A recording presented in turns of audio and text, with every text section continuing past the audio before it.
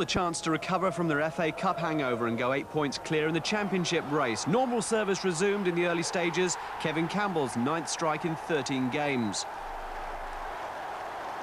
When Arsenal scored again, only the margin of victory seemed to be in question. Perry Groves enjoying his right-wing freedom, Alan Smith unselfishly turning provider, and Paul Merson's shot good enough to beat Tony Coton.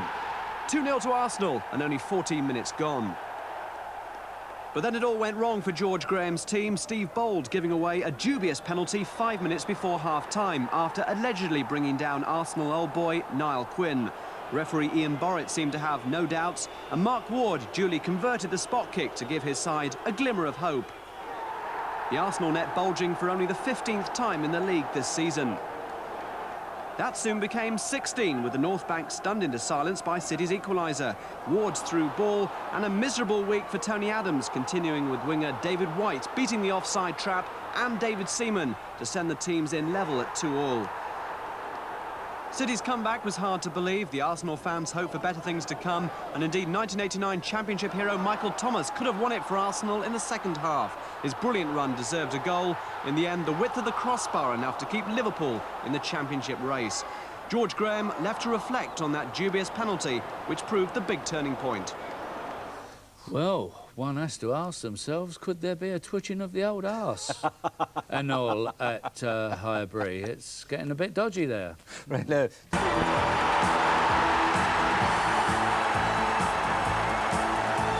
Doubts dispelled. Victory over QPR will keep the destiny of the Championship in Arsenal's hands. At Anfield, they wanted confirmation against Crystal Palace that the Liverpool Express was back on the tracks and up to speed for a last gasp assault on the title. Good evening from Highbury on a night which should have a major influence on this year's First Division Championship. In a season of ebb and flow, the last week has seen Liverpool resurgent and Arsenal looking just a little frail. Against Manchester City, George Graham must have fancied his side to protect their 8-point lead when Alan Smith headed on for Kevin Campbell to grab his 9th goal in 13 games. After 14 minutes, they looked a certainty. Smith again, this time setting up Merson, who smashed it home. Then 6 minutes before half-time, referee Ian Borrett ruled that Steve Bold had tripped Niall Quinn. And Mark Ward duly converted. The Arsenal players were still arguing about it 4 minutes later when Ward put David White through for the equaliser. 2 valuable home points. Welcome back to Highbury, where the first award of the season's already arrived. Steve Braddock has been named Groundsman of the Year for his work on the Arsenal pitch.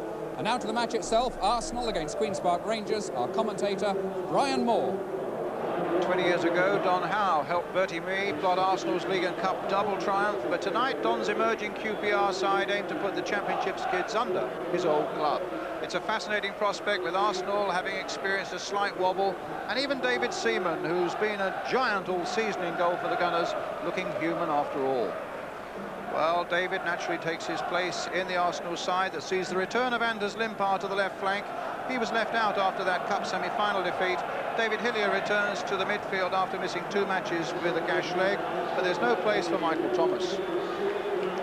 Queen's Park Rangers, meanwhile, have defender Alan McDonald in the side, his second match after a 5-month layoff with injury. He'll be marking Alan Smith, so a number 9 then playing in defence, and number 5, Darren Peacock, leaving his defensive duties to play up front in the continued absence of Les Ferdinand. Peacock, an occasional striker with his previous club, Hereford. Paul Parker continues his comeback as one of the subs. Referee tonight, John Moles of Erith in Kent. And as you would expect, a noisy partisan crowd here tonight for this local derby, which is so crucial for Arsenal.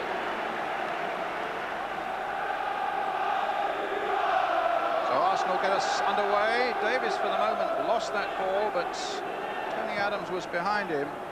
Arsenal just about the most consistent side in the First Division this season.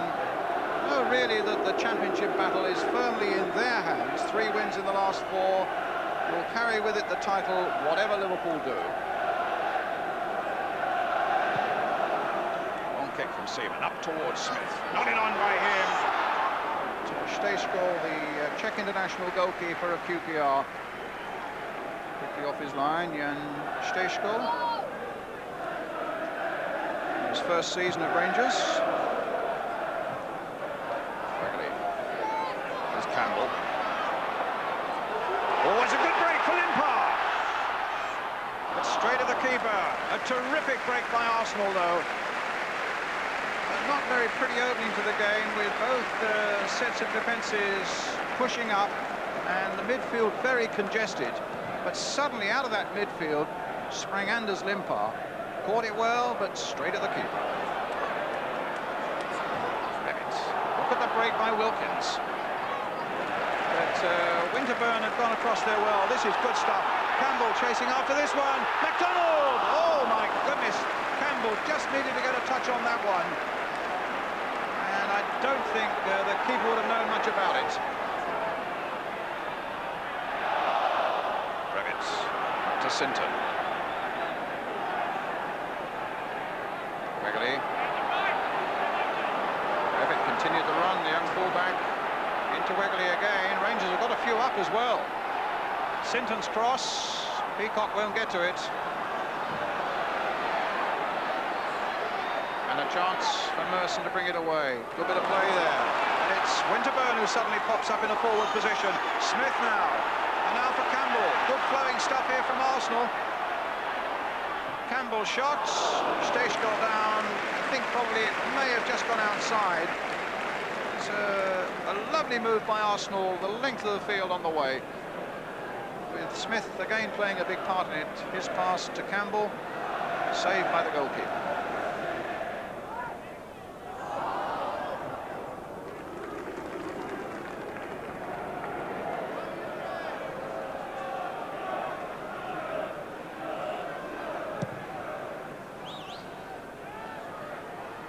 Smith stabbing it there for Campbell.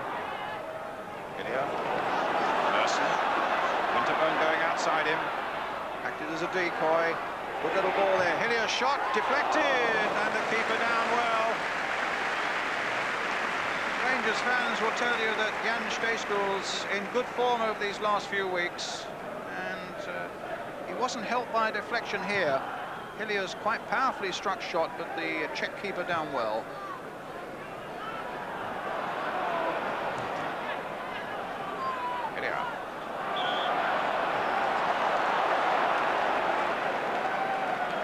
Sides met in November. Arsenal won 3-1 at Loftus Road. Ray Wilkins was telling me before the game, he said he was so impressed by them. They were relentless, always coming forward and always coming at you, even though Rangers took the lead that particular day. And really it's the same here again now. Relentless Arsenal pressure now. In goes Bold. Here's Campbell. A shot on the turn, charged down. Arsenal claiming a penalty. John Moles had a good look at it and said no penalty. Let's have a look now.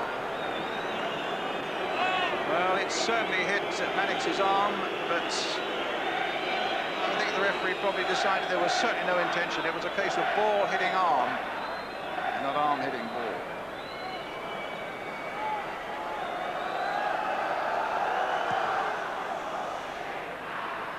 Arsenal certainly looking good form at the moment.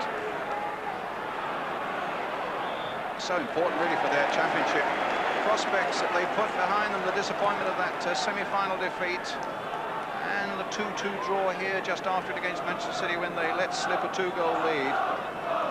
It really is a night for getting down to big business and making it a 3-point night. Well, they got this free kick. Davis. Hitting it towards Steve Bold. Smith, no, Adams. Oh. Well, there was a real chance there. Fell to Tony Adams, probably cursing himself with a shake of the head as he goes back. Played there by Paul Davis. Up goes Bold. Adams turned his man well. Then it finished up at the back of the North Bank. Steve Bold. Space on the far side for Lee Dixon. Using it well to find Hillier. Wilkins was closing him very quickly. And Barker now can start a breakaway for QPR. He's got Sinton up alongside him. Hillier getting back as quickly as he can. It's Andy Sinton waiting for Wilkins to come up. And now with Roy Wegley. Stanley there. Oh, and that call for a good save. Excellent work by Seaman, and a terrific bit of play by Wiggly too. The way he just outwitted Winterburn here, there, and then rifled in that shot that would have just crept in. So Rangers got a corner. Andy Sinton with it. Maddox was right in there, but the header went wide from the defender. George Graham normally spends the whole of the first half in the director's box, comes down in the second half, but obviously something is displeasing, as you can see.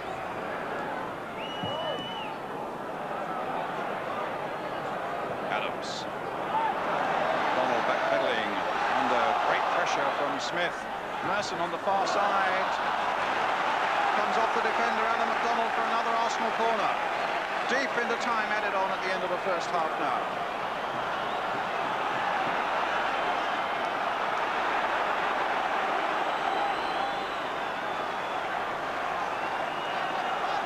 To be taken by Paul Davis. Curled in, straight to the keeper.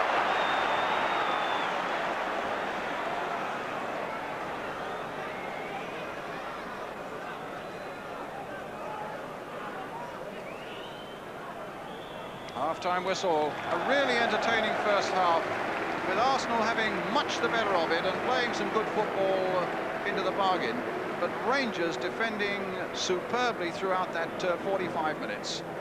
Good handling by Stejskal in the Rangers goal, and good work all round by the men in the hoops. But Arsenal still looking then for a goal that might bring 3 points. At half-time, it's still Arsenal 0, Queen's Park Rangers 0.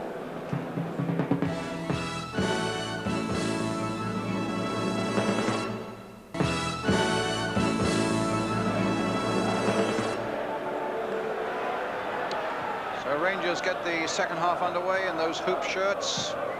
Arsenal with 3 games left in their quest for this championship. Peacock playing it forward, 2 at home against Manchester United and against Coventry City, 1 away from home against Sunderland.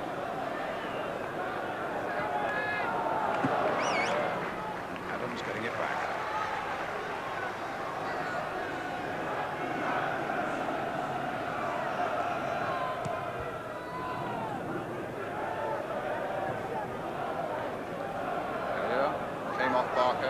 Smith, Andy Dixon with it. Simple ball for Hillier again. Ian Wilkins having a right old tussle in that midfield. Smith, Hillier again. The dummy let Lee Dixon in for that time. That came off Barker.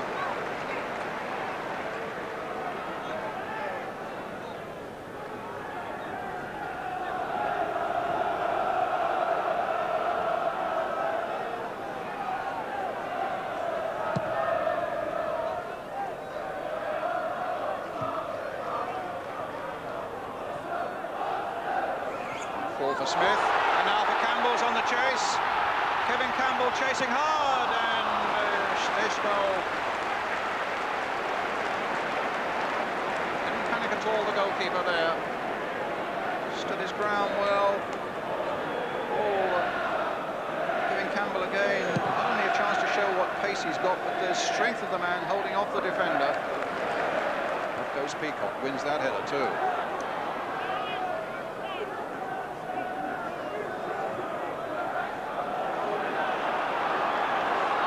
Just about camped the whole time in the Queen's Park Rangers half of the field as Bold lifts it forward again. McDonald going with Smith, but Smith got there. Tilson. Can McDonald keep that in play? No, he can't. Here with the throw. Smith. This could be interesting. Oh. It's a throw to Rangers. Just get the first signs of Arsenal's anxiety showing. They're trying to hustle things along maybe a little too quickly. It's a patient game they have to play. There's still plenty of time for them to get this all-important goal. It's with Davis now. A penalty given. A penalty given for the foul on Paul Davis.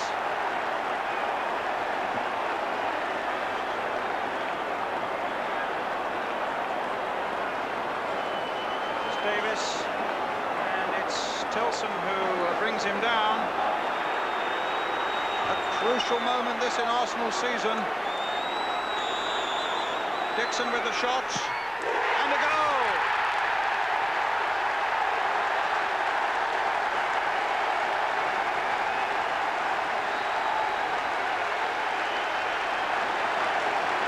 Sure shot, Lee Dixon, right into the corner of the Rangers' net. And relief for Arsenal right around Highbury as they go into the lead by a goal to nil.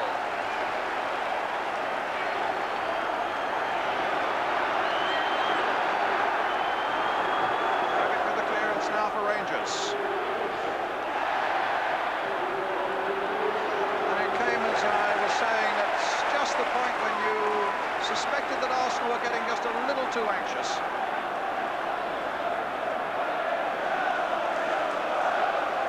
A long way from panicking, but it wasn't the calm approach really that was needed, and then suddenly a penalty is awarded and a great burden has been lifted from them. Bold. Winterburn. Limpar. Winterburn. Limpar. Still with Winterburn down that left-hand side. Smith with a header. Good play again by Arsenal. Sinton. And Breviding quickly, Arsenal's throw. There's a great run here by Winterburn and by Limpar, and the flick header by Smith easily held by the keeper. Arsenal's throw, Lee Dixon with it.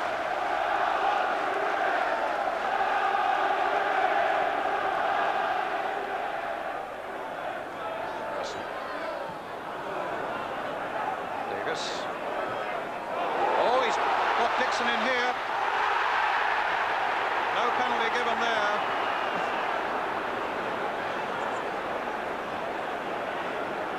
It's a funny way, that looked as much a penalty as the first one, I must say. So that might have been a shove indeed. It looked very much a shove by Brevitt.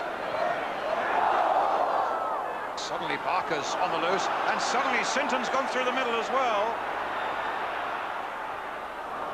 Davis was there just stopping that ball from getting through to Peacock on the far side. And Arsenal certainly must be aware of that sort of breakaway as a possibility.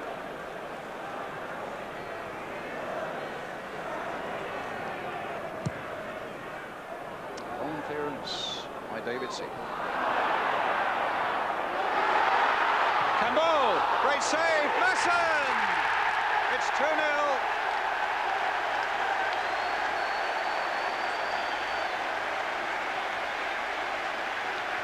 Well, Campbell suddenly in the clear. A thundering shot, superbly saved by Stejskal. Suddenly it bounced for him beautifully there. What a good bit of goalkeeping. And Merson just there to pick up the pieces. And Arsenal 2 ahead.